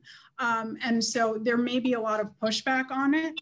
And it may not be well understood, but my opinion is that they would have to do that. And so I think really the question becomes, how do we properly document this? And how do we make sure that, you know, it's, you know, you're really kind of following the correct method to make this type of request. But this is something we can absolutely help with, and I would love to help with this. So I thank you so much for bringing that up. So Lisa, the next question is, I guess it's more of a comment, but I really love this comment. They say, man, how do you even get these vouchers? Good question. Agreed. Wow. That's a big question. Everyone in New York feels that question right now. Right. Everyone, you know, lots of people need vouchers, but that doesn't necessarily mean that they qualify for them, right? And that's the unfortunate reality, right? So we'll talk a little bit about, there are federal vouchers, which people know as Section 8, and there are city vouchers. I'm going to talk about the city vouchers because really the Section 8 vouchers, as far as I understand it, which are federal vouchers, are really only open to veterans and domestic violence survivors. So I'm really going to talk more about the city vouchers. So there's a voucher called City FEPS. The city vouchers are administered through HRA, the New York City Human Resources Administration. There's City FEPS. In order to qualify for City FEPS, you have to meet certain income requirements. You can qualify by being a veteran. Other than that, you would either have to have shelter history, or you would have to shelter history and a current court case or a court case within the past year. The voucher can also be used to save the rent controlled apartment, which is a certain type of rent regulated apartment. You would apply for City FEPS through, you can apply through home-based locations. So City FEPS has to be applied for through certain social service organizations, very common organizations like CAMBA, Catholic Charities, organizations like that. You can go to the home-based website if you want to apply for City FEPS. The other city voucher, which also goes through HRA, is FEPS. FEPS, you have to be on cash assistance through welfare, and you also have to have a minor child under the age of 18. So if you have those two things, then you would probably qualify for FEPS. You know, with any of these vouchers, City FEPS, FEPS, if you qualified, they would pay the back rent if you had back rent. And then they would continue to subsidize you on a monthly basis. City vouchers are discretionary programs, meaning it is at the discretion of the City of New York in terms of how long they're going to continue the programs and how long they have funding. That is different than Section 8. And so there is also another, even though we don't have information about it right now, there is another state subsidy that is going to come out that is particularly geared towards people who are affected by COVID-19, who cannot pay their rent. You have to meet a lot of criteria for this rent voucher. We will know more about it as information comes, but you have to have been affected, I believe, from April through July. You have to be paying at least 30% of your income in rent. And so there will be more information about that in the next few months, but we talked about FEPS, we talked about City FEPS, we talked about Section 8 vouchers, and then we talked about the state subsidy. So there is also another voucher called, I think the name escapes me. It might be SOTO, but it's a specific voucher, I believe, that's given to people when they're in shelters, and it helps with their rent, I believe, for the first year. I think that's only available to people who are in shelters. I'm not mistaken. But if you have other questions, it's a really quick breakdown of it. If you have any other questions, then you can always contact us. Yeah, and I really can't emphasize enough. Our number is 718-859-3800. So, you know, I think like understanding, parsing through the ways in which you might be eligible for vouchers really require a longer conversation. So definitely call that number, give us your name, let us know that you came from this training, and we'll help you. There's another question that asks, does birds count? And I think that is in relation to the pet policy that we talked about. So when electing to say whether or not, you know, you want to live in a pet-free building or a building with a pet policy, if you have a bird, I would say that you would not want, or that you would not want to live in a building that has a pet policy or a no pet policy. And if, regardless of whether or not the building has a no pet policy, if your bird is an emotional support bird or is a service bird, then, you know, that does not, you know, they have to accommodate your needs, and that has to still be allowed. And regardless of whether or not, you know, if you just have a pet to have a pet, the pet can't be dangerous or a nuisance. I mean, it's a bird, so I would assume it wouldn't be, but that is just important to know. Anything else to add, Lisa, or should I go to the next question? Next, please. So the next one is, I mean, it's not really a question, but I think it's just worth dealing with. I've been applying for years and I never got a call back. So I mean, that's tough, right? Because it's discouraging to apply so many times and, you know, you never hear anything. And again, it's all contingent on that log number. That log number is key.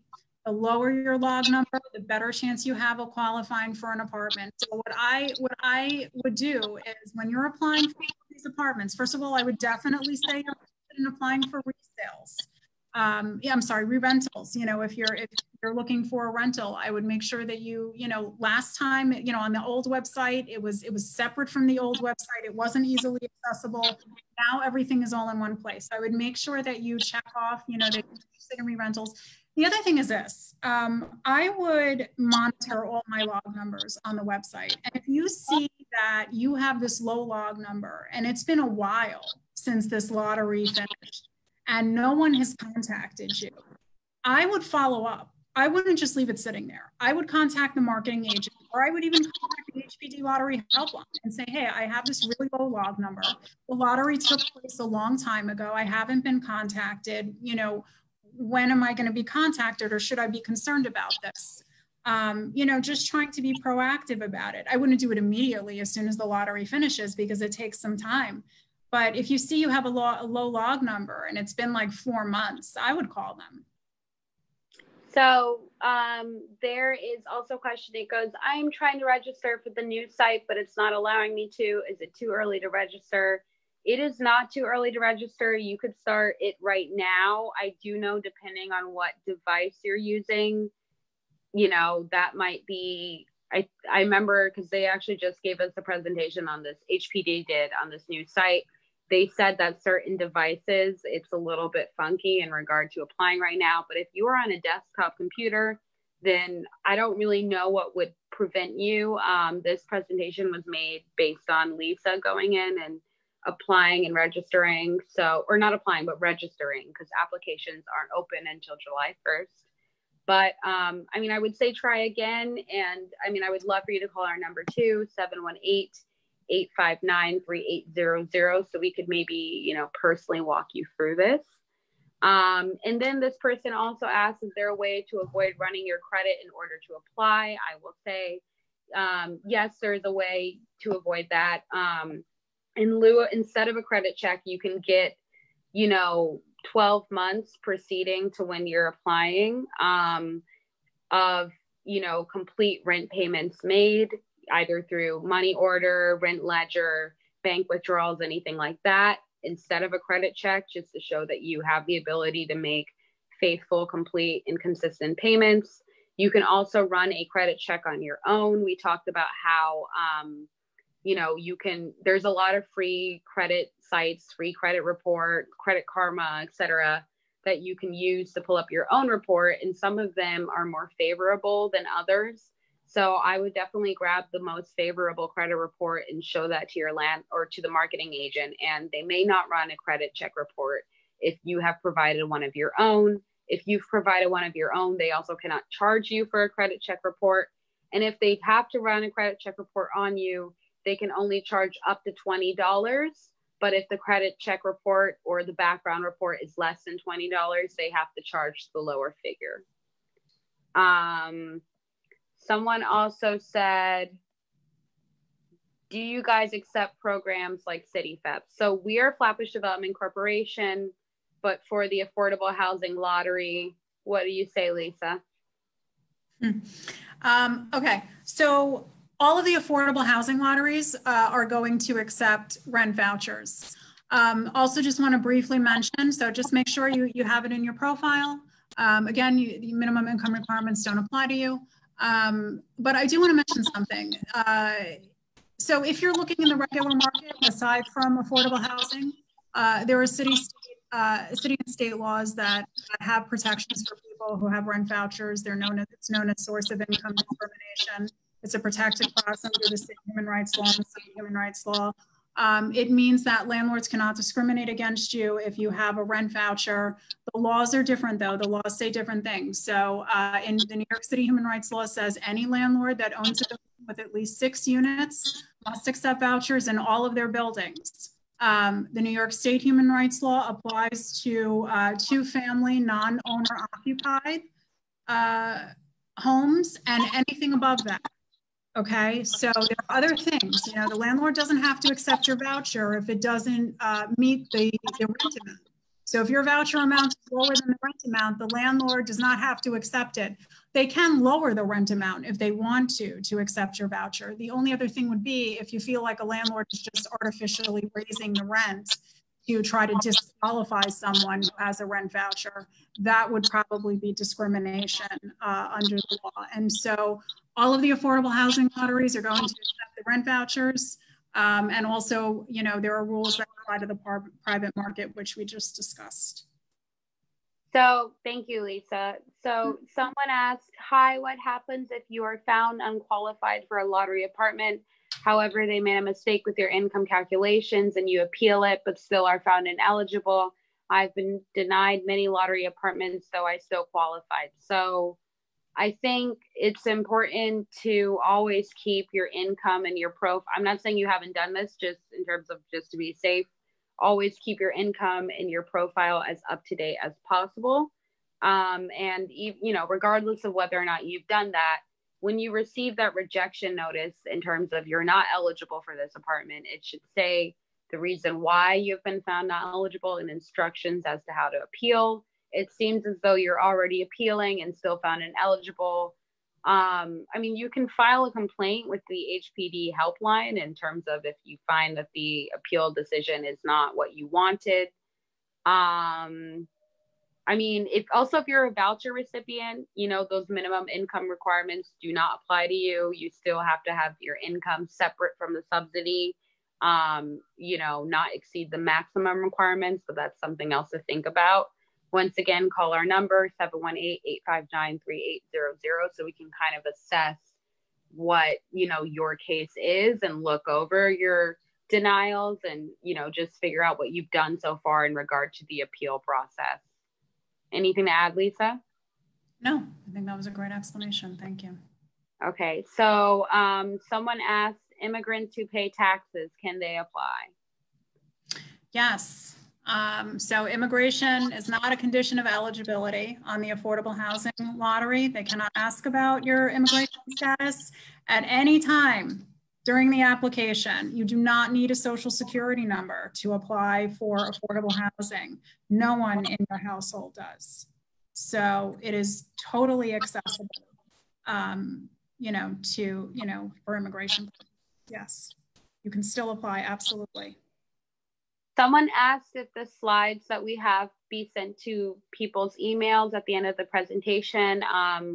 I don't see why not. I think the only thing that would prevent that is technological reasons. But we will work on that, and hopefully, you know, that can happen. Someone goes, regarding the necessary documentation for your current apartment, if you're subletting, is there any information or recommended paperwork you can collect from the leaseholders? Okay. That is a very specific question, and that type of question should be answered through our intake process. I will give you a very brief overview because subletting is a very sensitive situation, and it can be very dangerous.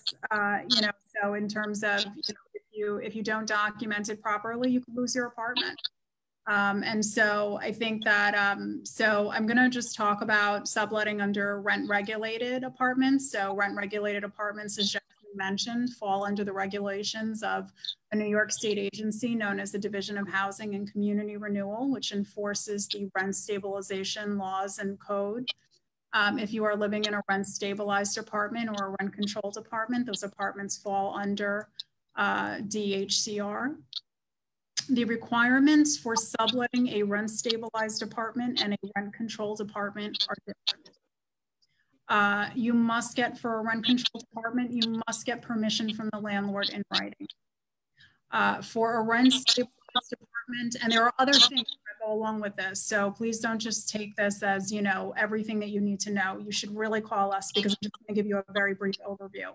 If you're living in a rent stabilized apartment, there's a specific method that you have to follow to request to sublet your apartment, and that can be found on the DHCR website. And you have to follow this method. It also states, you know, what you're entitled to do if the landlord doesn't respond within a period of time or unreasonably denies your request.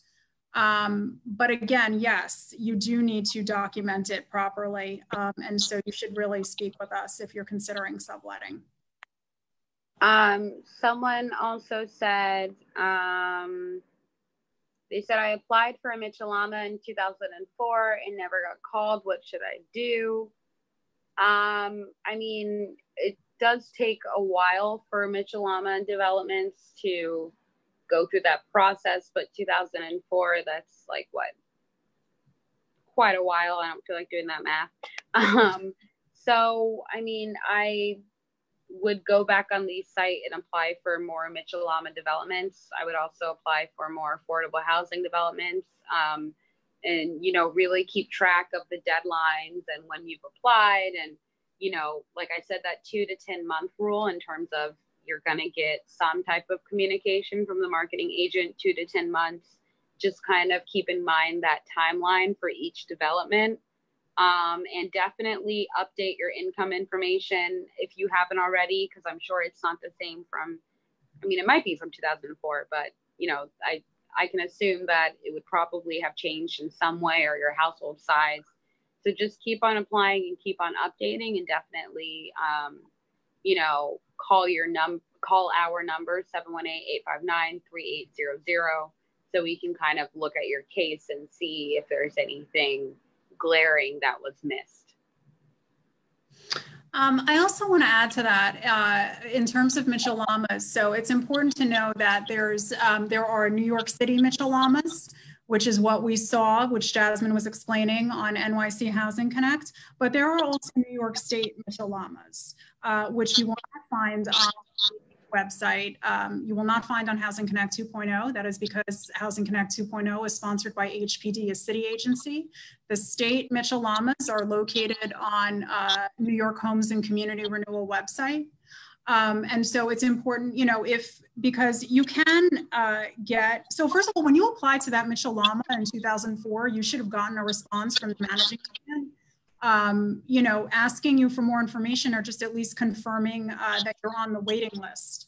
And you should have really been given some type of number, you know, that corresponds to the waiting list. So I would look at that information, and I would contact the managing agent and ask them what the status of your application is.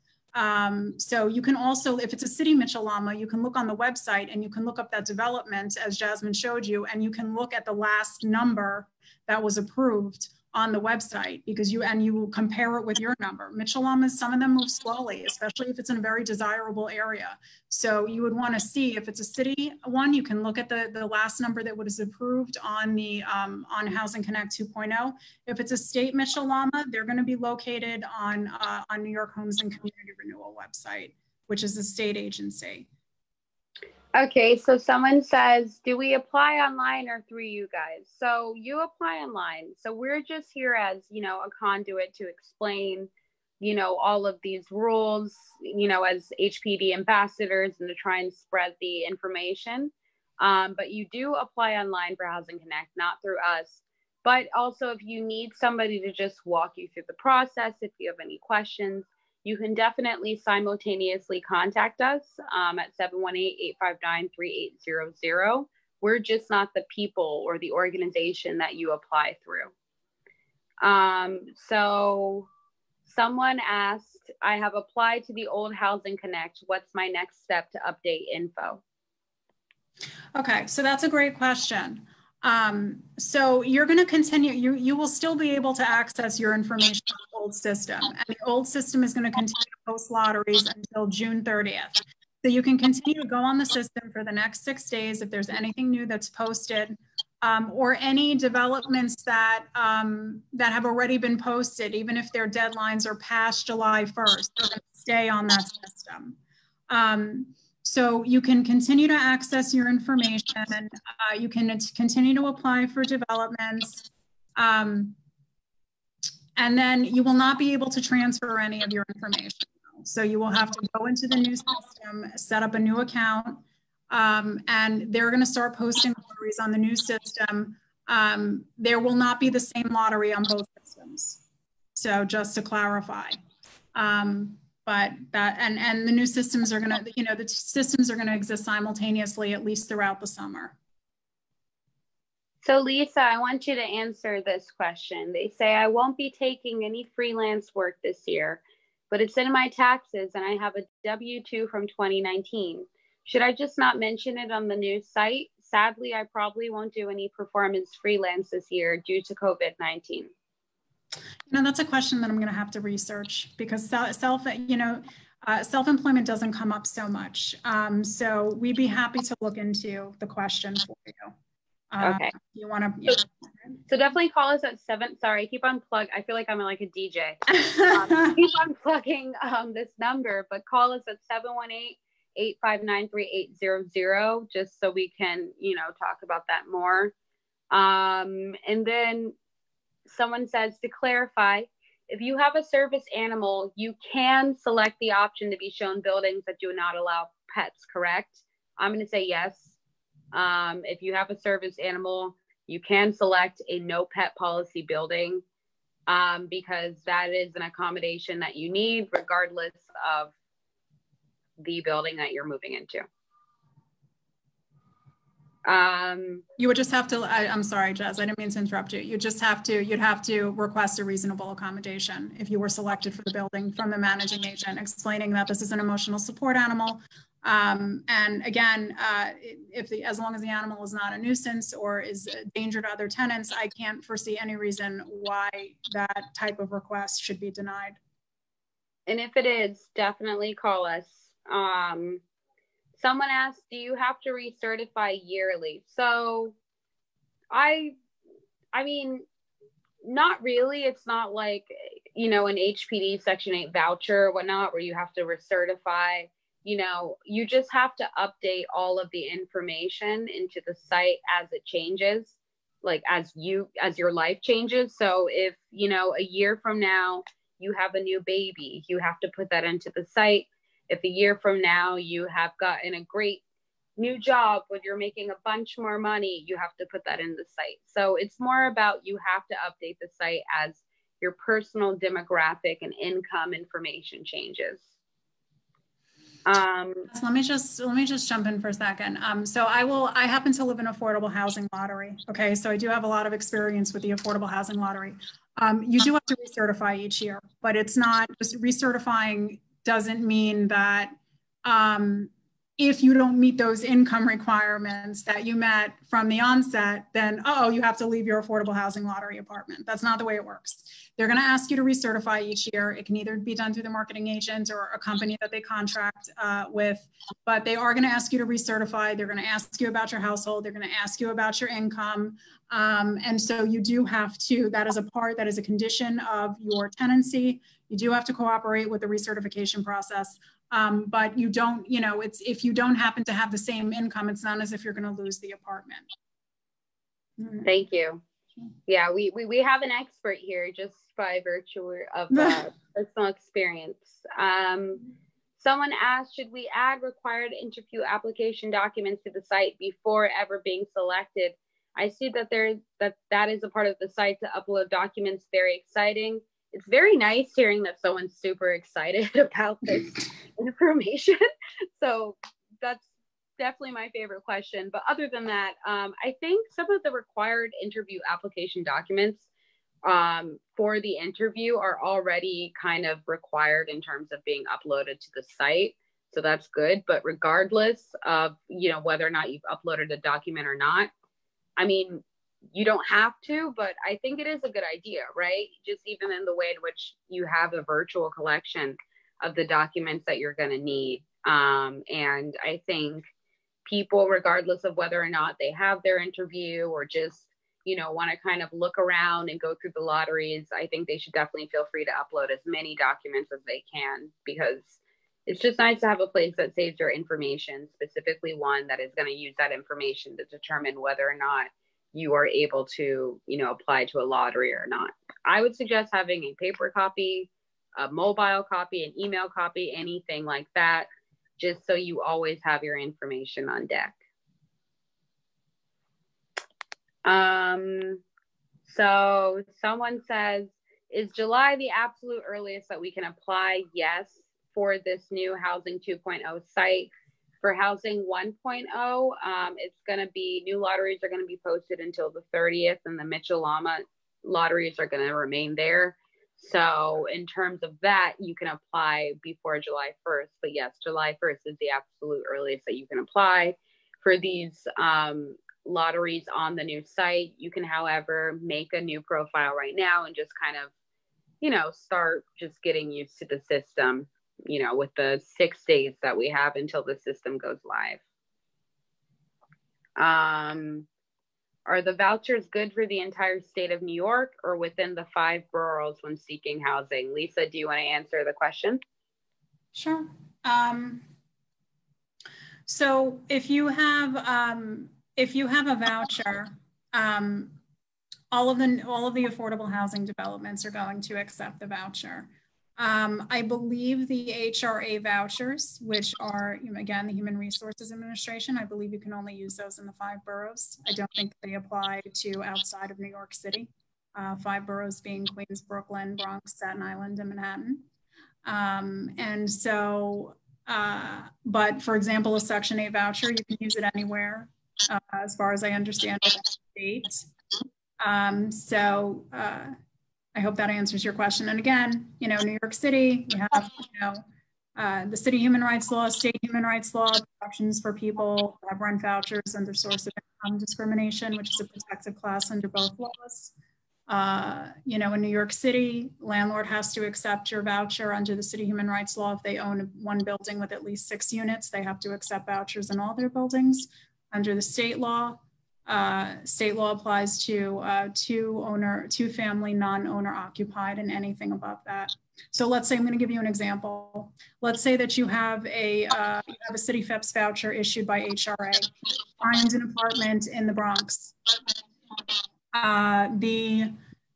The apartment is in a building with at least 6 units. Which law applies here? The city human rights law or the state human rights law? The answer is both, because the city human rights law says that it's located in the Bronx. City human rights law applies. It says applies to an owner who has a building with at least one building with at least 6 units. So if the building has 6 units, the New York City law applies because we're in the Bronx. And that building is also in New York State.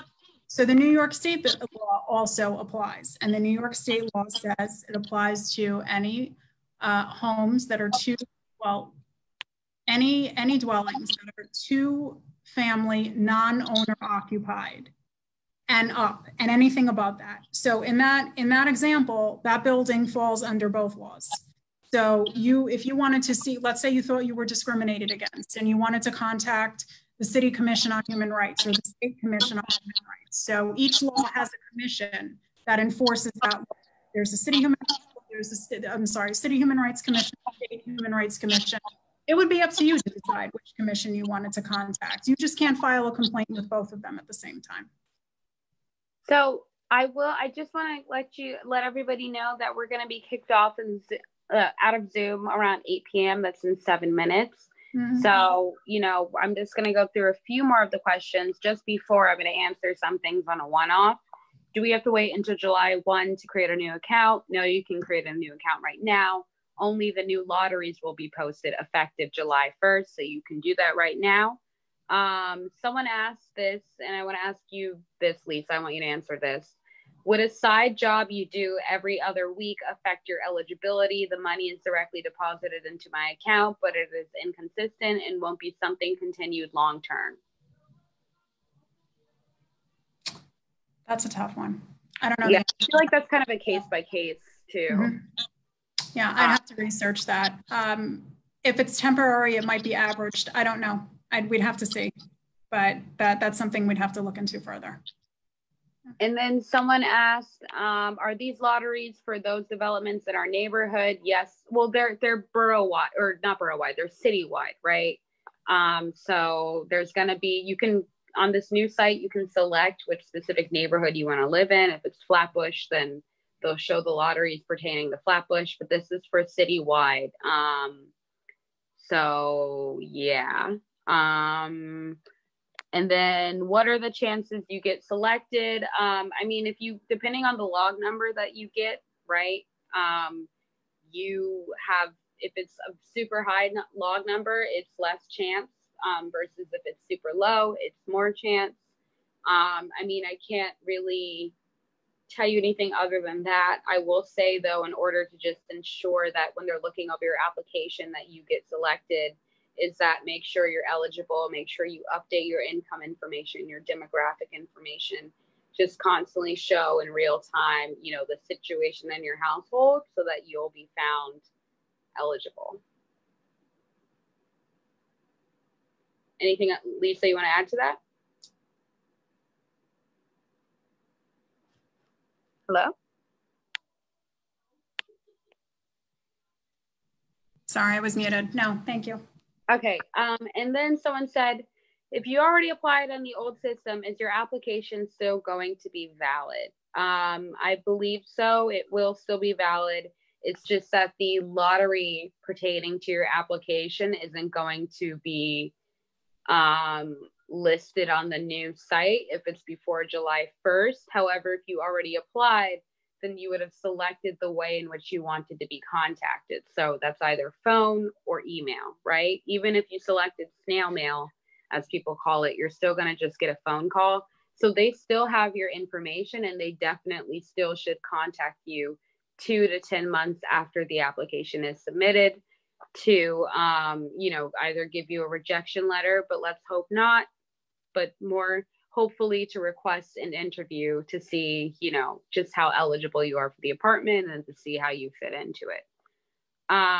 So that's all of our questions right now. It is 7:56. I want everyone to email or call us to make an appointment.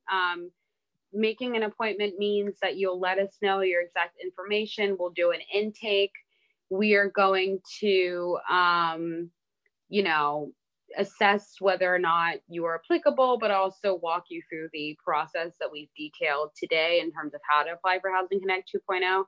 So the email is housing@fdconline.org. It's fine. It wasn't really.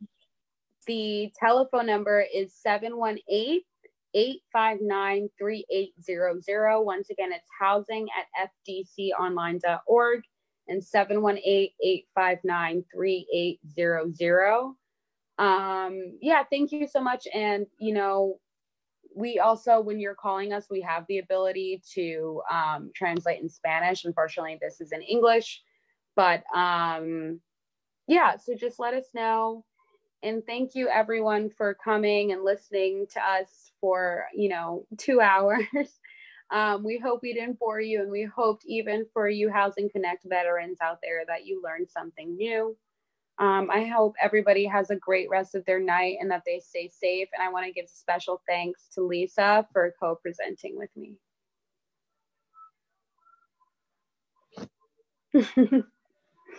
Okay.